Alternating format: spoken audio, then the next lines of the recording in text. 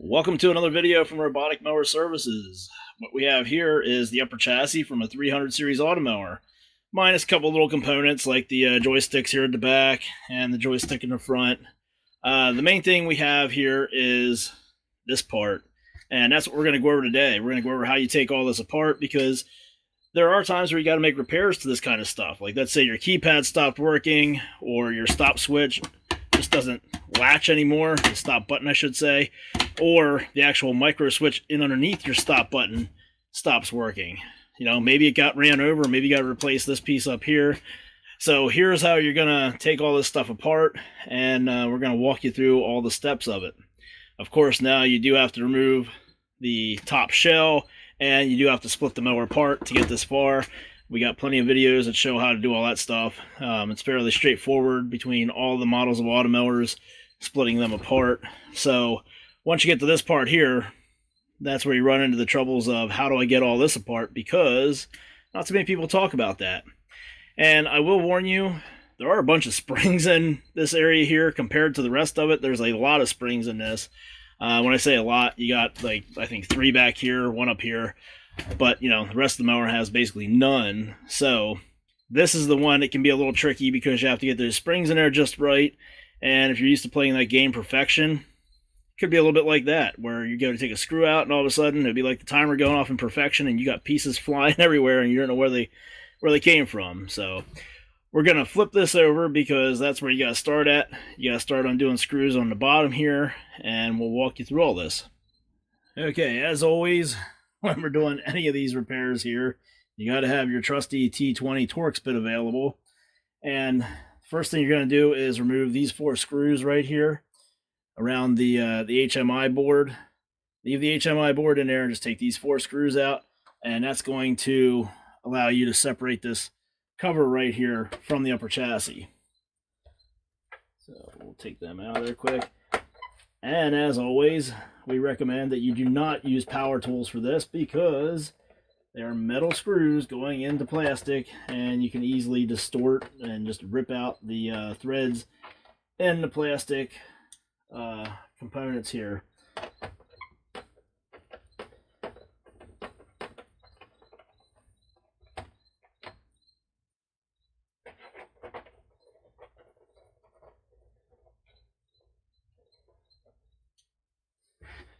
All right, so there we go. Upper chassis, got that out of there. Now, this is the part here that you want to get to, because this is the one that has all the good stuff in it. You know, you have your micro switch there, you have your stop button, and of course you have your hatch top, you have your keypad, and you have everything here for the hinge mechanism for that hatch, and of course your HMI board. So let's start with some of the more common repairs you might see.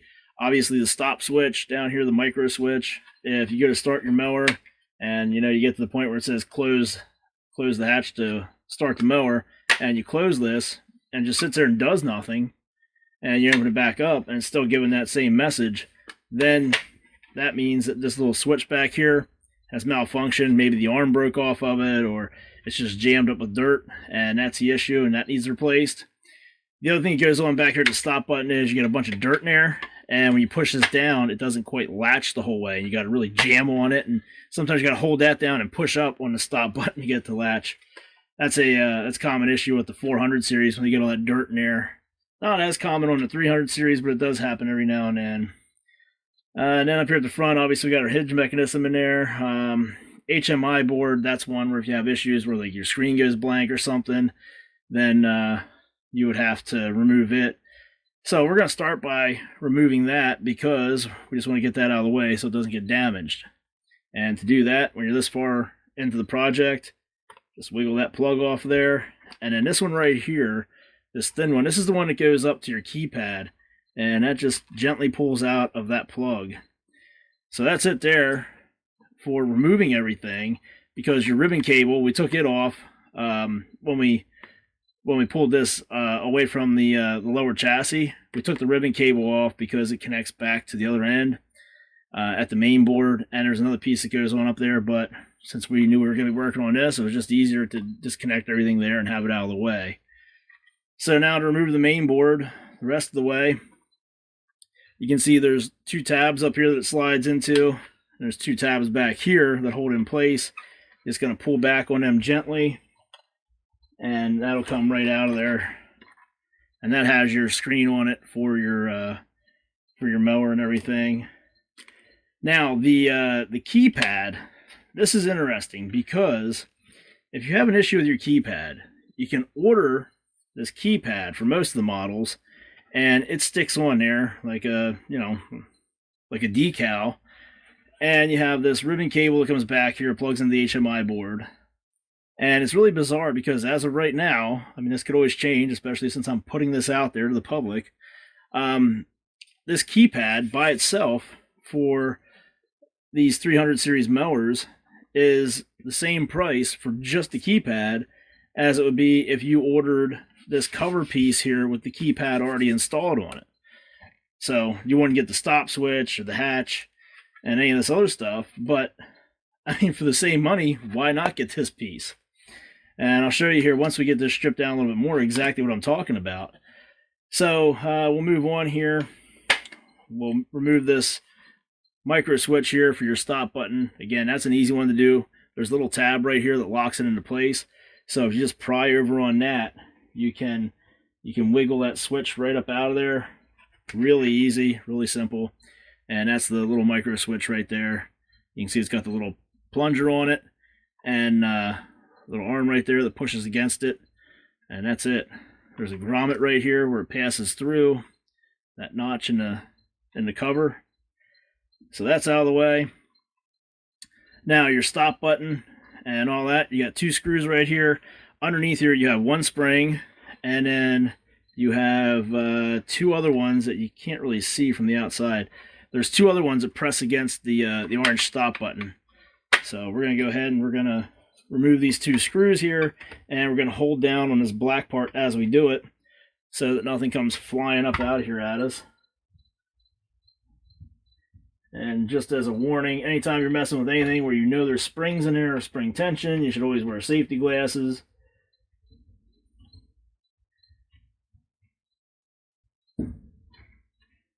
So now we'll take this out of here. This just lifts up out of there.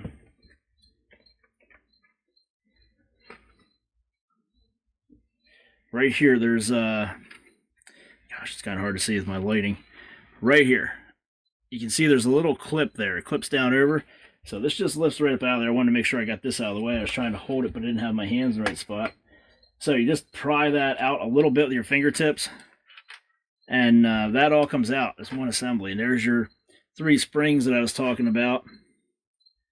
And that piece right there, you can just leave that together for the most part, unless you got to clean up or something. But usually there's not too much that goes wrong with this piece right here. So we'll set that aside. The actual button itself, you can see where it sits in here. It's got these ears that stick out and sits into the cover, and that just pulls right out from the top. Then up here, the hinge piece for the hatch cover. This is a little bit trickier. Not so bad coming apart, but going together it is a little trickier. Again, you want to make sure you hold down on this because you don't want this coming flying apart. So you grab it like that, squeeze it there while you take the 2 screws out. Makes it a little bit easier to do.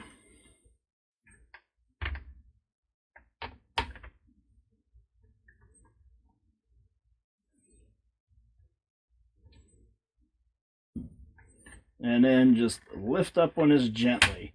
And you want to try to lift straight up on it. Now this piece right here, there's a little like a barrel bushing right here.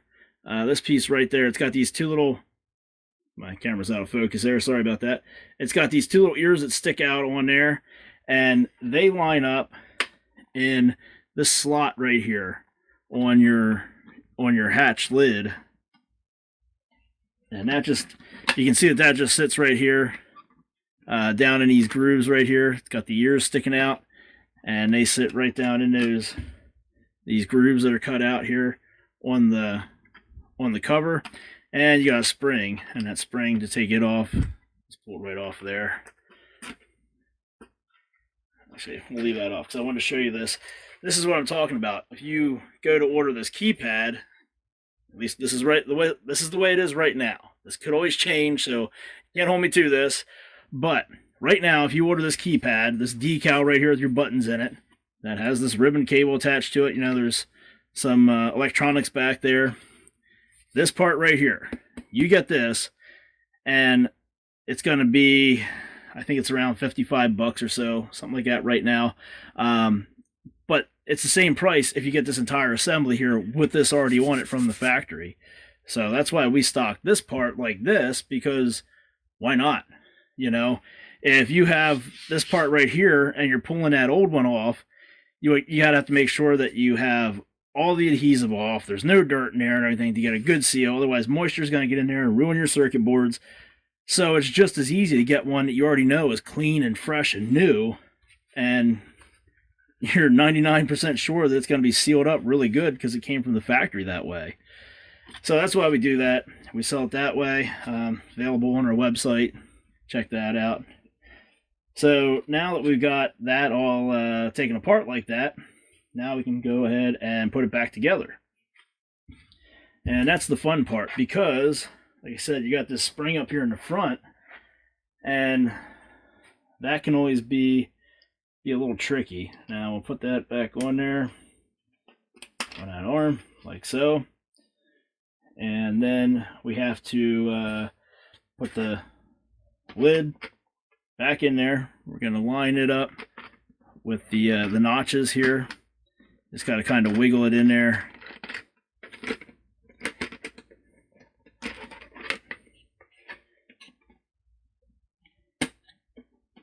Come on.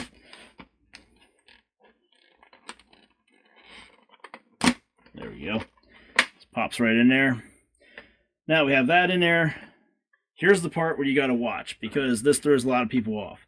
These ears sticking out on the spring right here, they actually go down into these notches right here. So you gotta squeeze in on them to get them to push down in like that.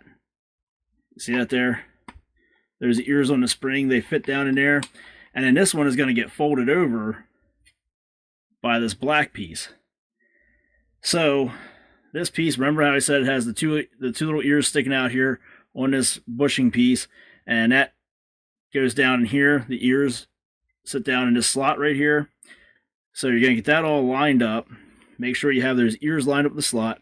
And then your spring in the front right here. Before you go pushing this down or tightening down this black piece, you want to push in on this spring and just push back on it. Now you've got your tension on there, and you want to watch. Make sure you're wearing safety glasses for that one. And you want to squeeze down on that evenly and hold that so it can't come flying up. You want to put one screw in, get it close to being snug, and then start your second one, get it in there, and once you have that one snug, then you can tighten both up. You don't want to go tightening up one before you get the other one in there, because it could be crooked or something, especially with the spring tension, and screw the threads up. So we're going to put them back in, and if you weren't paying attention, those are the ones that have the gray painted head on them. And as always, we're going to spin it backwards to get it lined up. Put that down in there.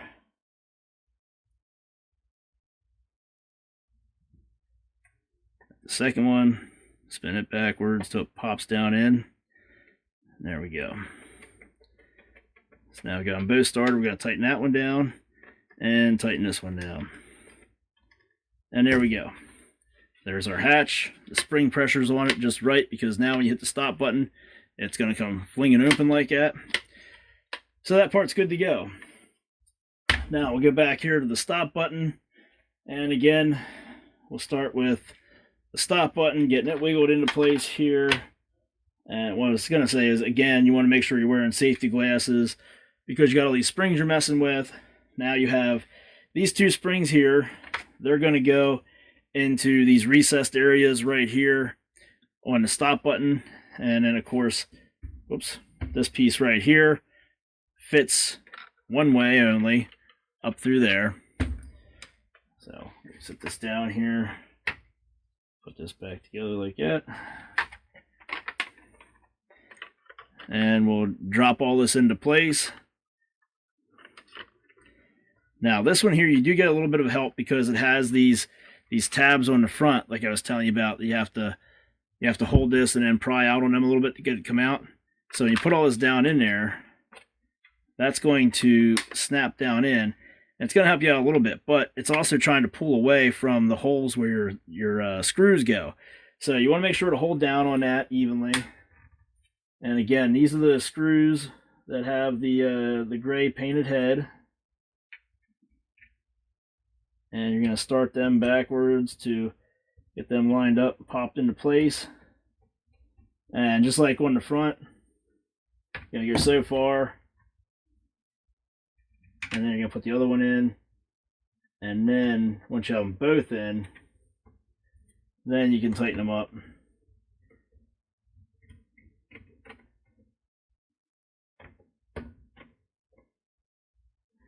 So there we go.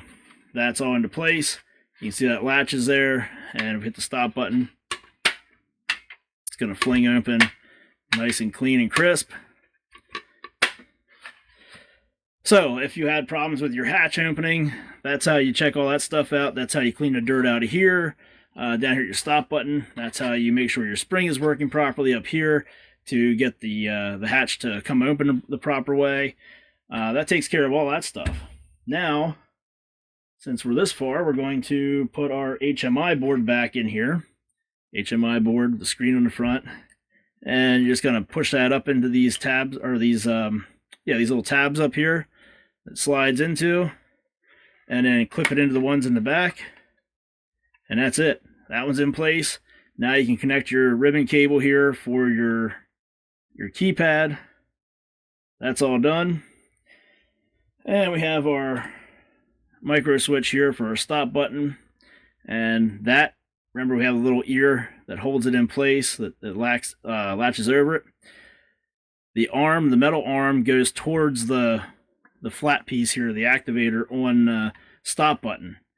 So you want your stop button to be open, and you're going to put this in there. There's little ears on the side of this micro switch right here, and they go down in the slot right here on this side, opposite of this locking tab, or this arm of this locking tab. So we're going to get this into place, and just like that, you can see the little ear right there. There's the little ears, and they're going down in that slot. There's our arm inside of the orange lip right here on our stop button. So we're just going to push that down in there, put our grommet into place, and then this plugs right back into the white plug here.